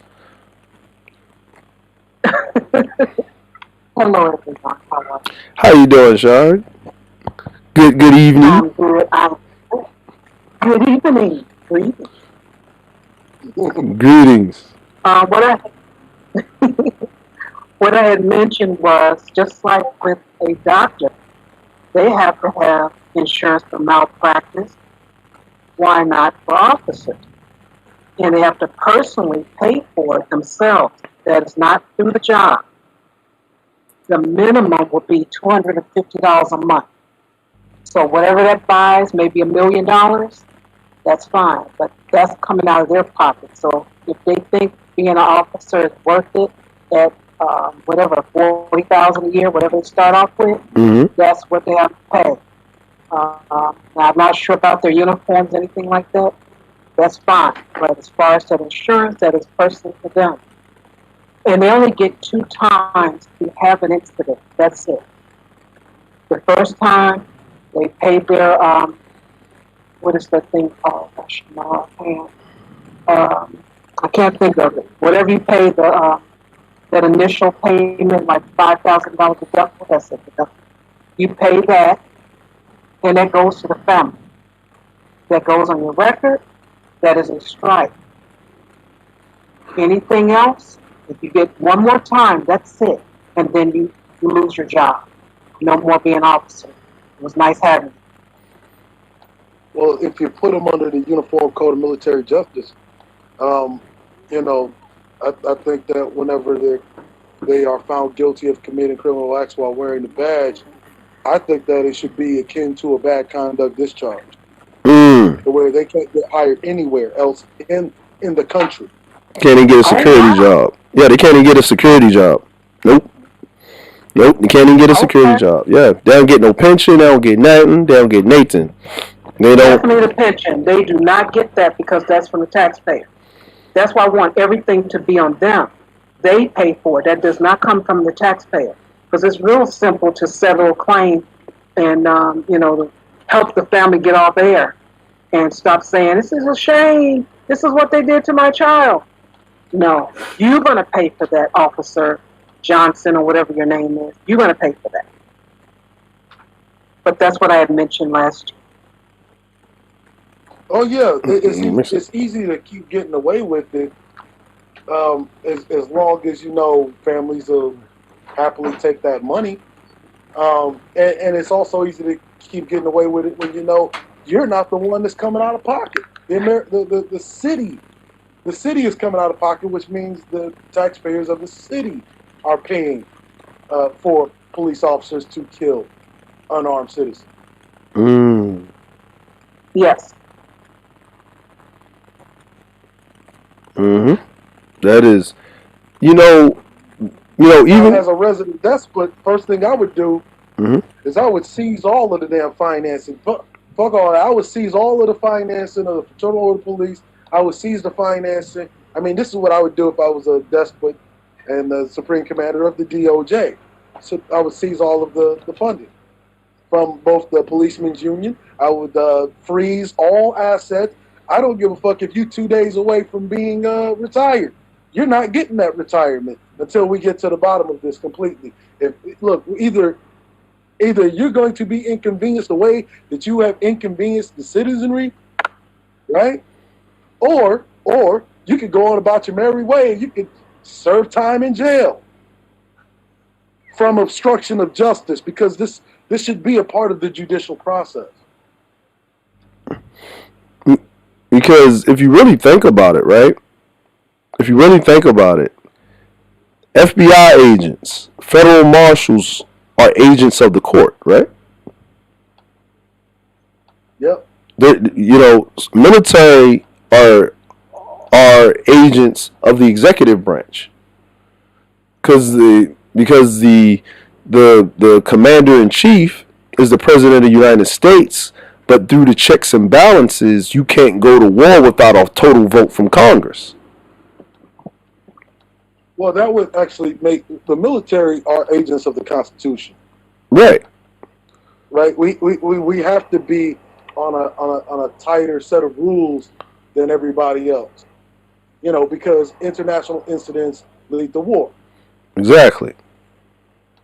You know, one buttfuck private, you know, shooting up a village or running a car through a village the same way that piece of shit did, right?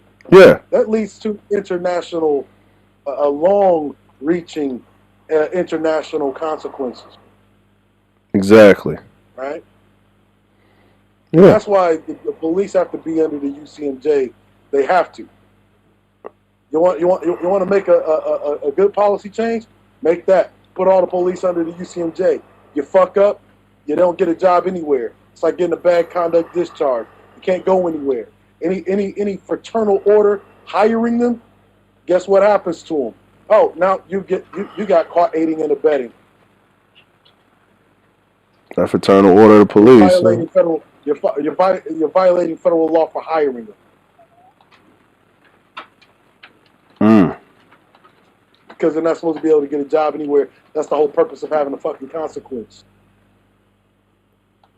But then again, why is it that we demand 17-year-olds, 18-year-olds, 19-year-olds, right, to be held to a fucking higher standard on an international stage than police who we have to deal with day to day in our daily fucking lives? Why is that? Well, firefighters, EMTs have to be set to a higher standard. I would like to show everybody this. If y'all, I know y'all are in the voice chat over here in my server, but I want everybody to see this. Finally, people called out this racial appropriation. This is Nancy Pelosi and Chuck Schumer wearing the kente cloth. I want y'all to see that, take a good look at that, and I want to hear y'all work. I want to hear y'all thoughts on this because y'all already know my thoughts, but I want to hear y'all thoughts on it. You know, they could sit there and wear those cloths all they want, right? But the reality is, they have always put in policies that have helped white America and not enforced policies that have helped Black America. So that kente cloth is nothing more than, pearls before swine. People who don't appreciate the value of it, people who will never have the same heritage as us, basically trying to say they stand with us now for the vote because it's November coming.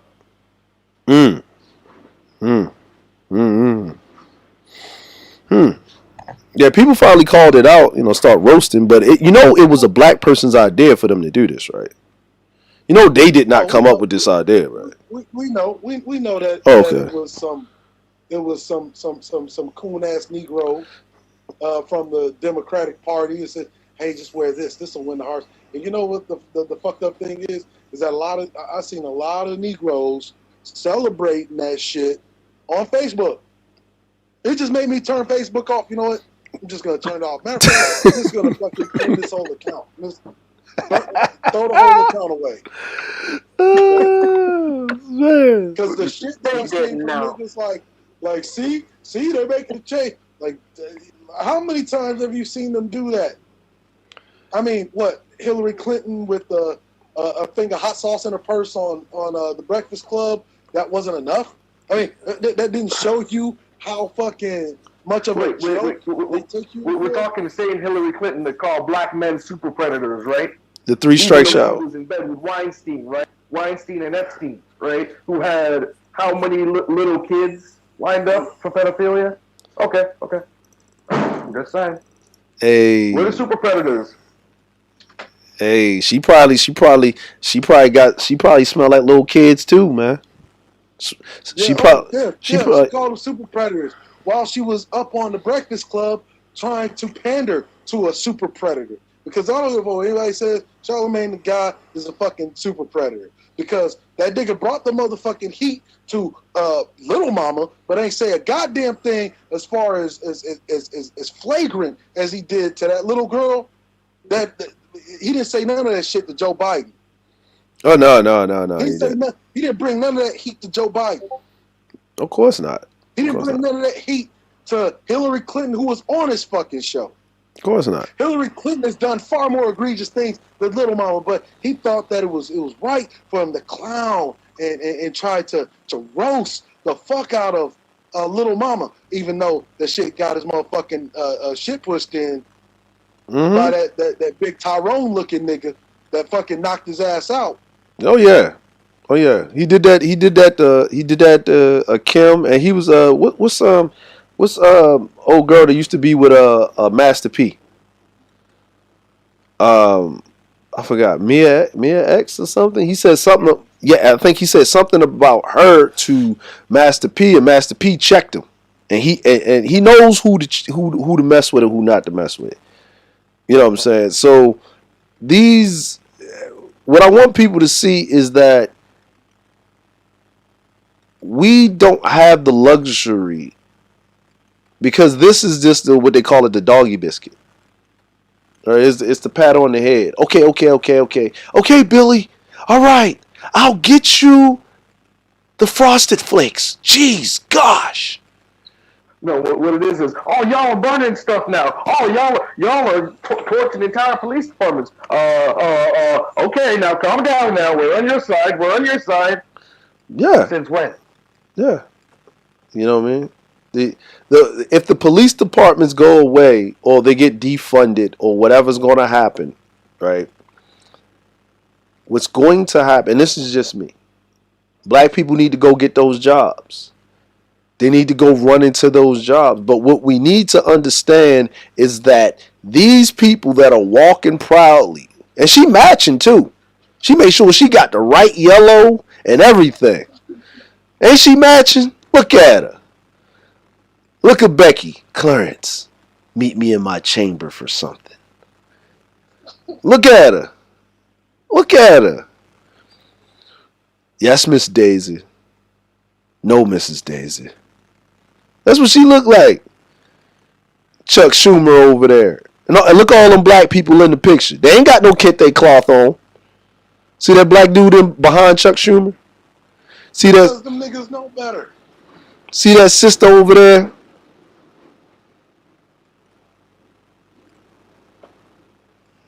I remember people were flipping out when they put that kente cloth on them Florida State jerseys when it first came out. People forgot about that. I was in high school when it happened. Same thing. Last time a black person wore some kente cloth. I forgot about it actually until they was wearing it. 19.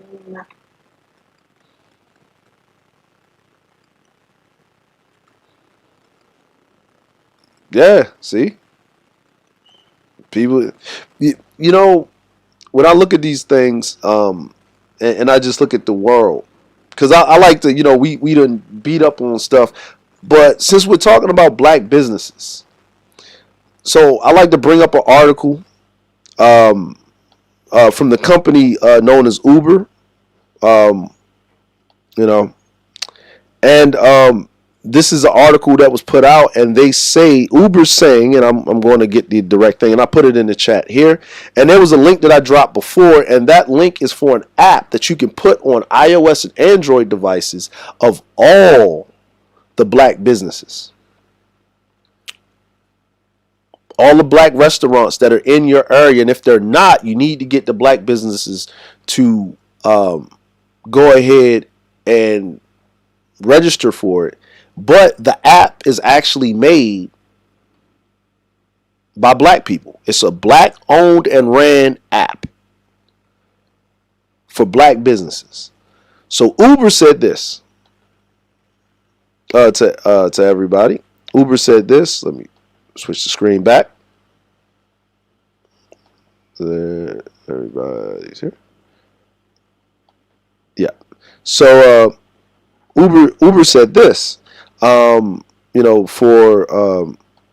the people, and Uber said Uber Eats will waive fees for orders from black-owned restaurants for the rest of the year.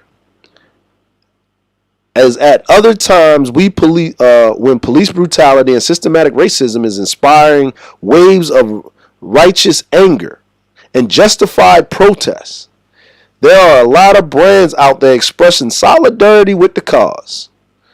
So often, through their words are just that, words. But just as sustained widespread acts of protest are starting to produce tangible change, it seems like some companies are committed to pair their words with actions this time around. For all of their other faults, Uber Eats has stepped up in direct effort to support black-owned businesses. According to Reuters, the food delivery arm of the popular ride-sharing service will spotlight black-owned restaurants in its app and waive delivery fees for orders from those restaurants through the end of 2020. So this is what I task all of you to do in the U.S. because I'm not in the U.S., but this is what I task all of you to do. Please download that app, share that app, not just with black people, because we're only 18% of the population. 9% viable of actually doing anything. Share it with your Asian friends and your white friends. It goes, we all got some white friends. If you can't be successful in life without having to, deal with the palm colored people. Sell it with those, share it with those LGBTQRX alphabet folk that identify as toasters sometimes. Speaking of those LGBTQ folk, you said something earlier. Yeah. About the bedouin splaining and these females that are still running around here using this opportunity to shit on black folk. I want to speak to that. Oh, go ahead. You have the floor. I'm gonna have a pre-recorded coming, despite the fact that I'm on hiatus right now. I'm gonna have a pre-recorded coming to address that. I just want to say this because I'm gonna say this about Candace Owens. I cannot wait for the day that white guy whose dick she's sucking right now to fucking discard her like the fucking piece of trash that she is. And we already know how Brad gets rid of his trash. Oh, yeah. No, he doesn't just toss it into the garbage. No, he plays with it first. He breaks it all the way down before he murders it, and then he hides the evidence, and then he's taken alive by a court that will protect him. Cannot wait for the day Brad literally murders that piece of shit. When she's proven herself to be no longer useful to that Brad whose dick she's sucking. I want to say that to say this. If you're a swirler, and mind you, I make no fucking distinction between male or female swirlers.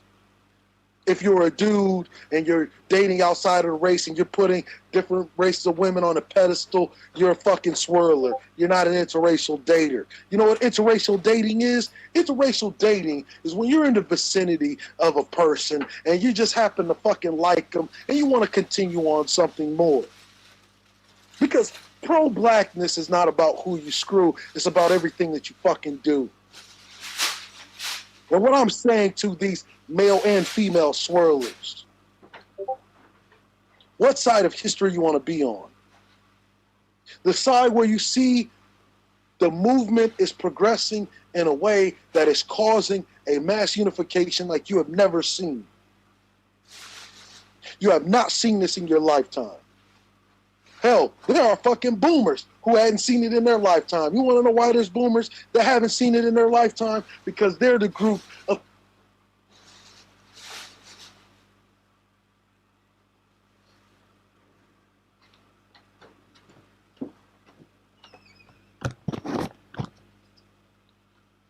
Yeah. Yeah.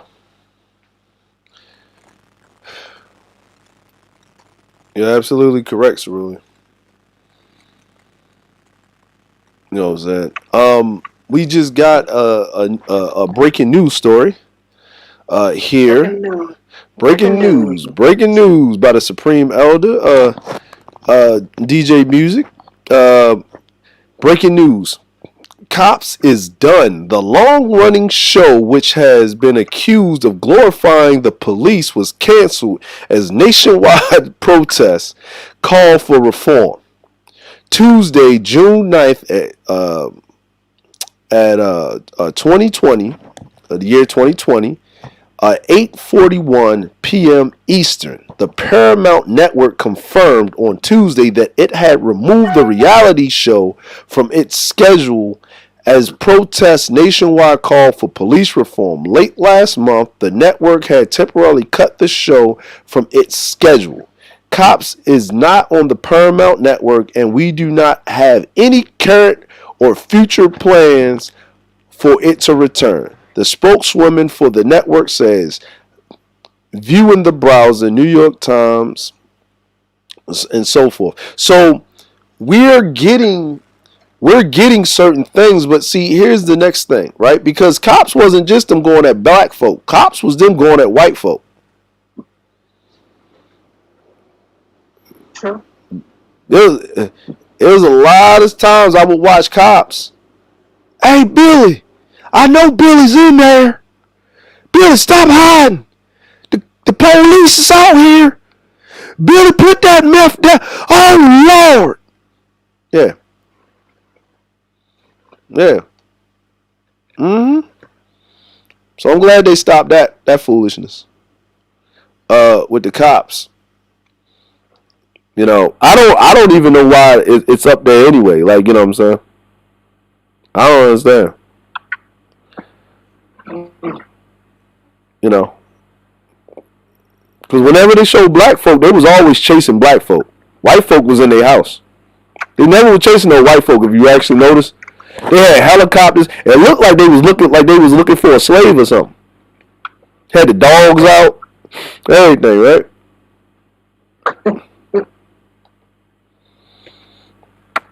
Everything. Yeah, I just, like the whole Candace Owens and ABL and all of these, you know, people that they getting to speak for black folk, because they super, like when I watched that with Glenn Beck, what she was doing, when she started talking about George Floyd, she couldn't even look in the camera because she knew what she was doing was way overboard. Way overboard. She knew she was cooning to the maximum level of coonery. She had a cape. She just jumped out the booth.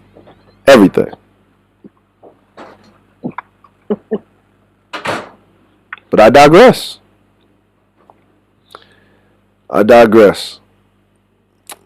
So what I would like to do is go around and get everybody's final thoughts.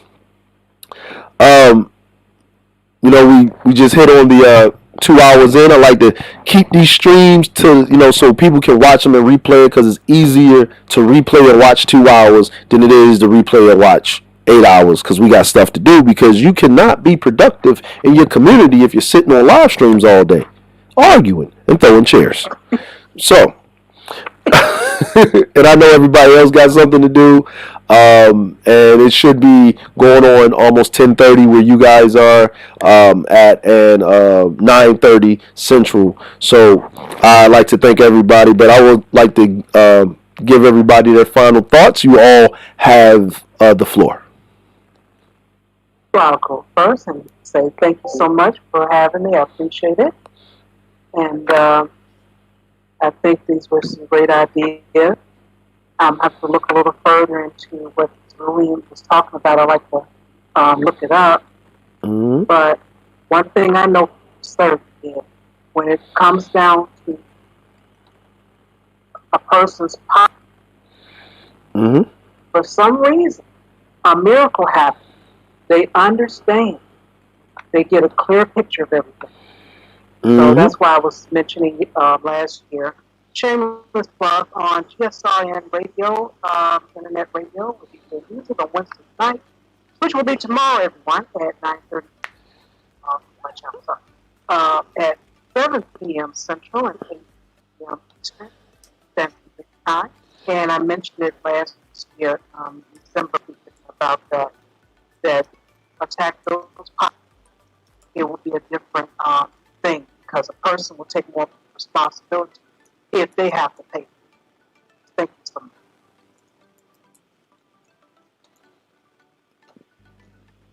Thank you, Charlie. I'm going to go ahead and say this. Mm-hmm. We do need to take a stance of power on this one, and we do need to not let them placate us. We can't let them tell us, oh, yeah, you're right, and continue to do business as usual. Because that's how it's been going on for the past 20 years. Oh, yeah, that is messed up. But we're going to kill another one of y'all tomorrow.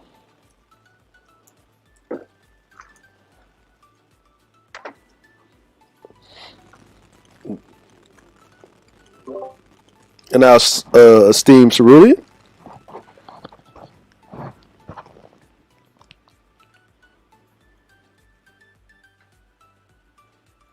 I think the Discord gods got him. Yeah, I think so too. The Discord demons got him. I would like to thank everybody for coming through, especially the members of the Grey regime. Ebon Noblesse, hail, salute, and to the black nobility. No one will beg you to be great, and in the words of my esteemed colleague and best friend, my brother Hiatus Black 4290, you cannot give constructive criticism if you have never constructed shit. So please go out there, be great, construct something. Support, promote. Do not let a little bit of victory remove you from your final goal of being completely and totally great. You are an American. You're born black. You're born in the country of America. You are American. Your culture is that of a black person. You have just as many rights as your palm-colored Asian, Arabic counterparts, and Latino, and Native. Salute to the nation, and good night.